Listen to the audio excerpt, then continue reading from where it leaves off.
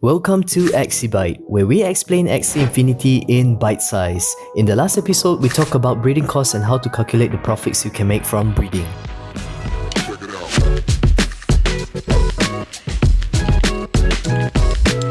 But before we start, here's a little surprise for everyone. If you're not a scholar yet in any scholarships, Lambda Scholarship is currently open for applications. If you're already a scholar then, well, we also have a referral program for you to earn some SLP on the side. Link is available down in the descriptions below. Anyways, today we'll be talking about an Axie breeding method called the ABC method. If you follow this method, you can pretty much create a machine that just keeps pumping out Axies. Here's how it works. Let's look at this diagram for a better understanding.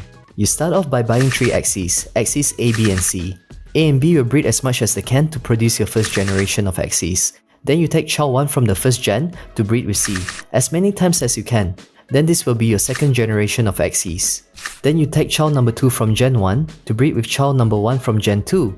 Do this as many times as you can to get your gen 3 Axies. Child 1 from gen 3 will breed with child 2 from gen 2, creating your fourth generation of Axies. So now you're starting to get the idea of how Axie breeding will slowly diminish over time. I mean, just look at the amount of Axies you can breed with just 3. We recommend selling your third Axie onwards in these breeding chains.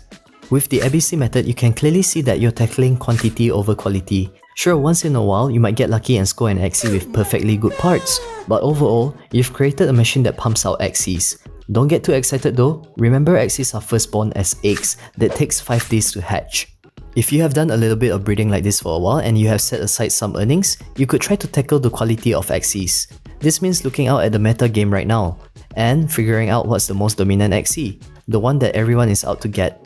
Once you have chosen your Axie, head on over to the marketplace to find a suitable pair to try to breed one. After all, the cost is already paid by the Axie farm we have just helped you to build. You could even end up breeding your very own Axie team.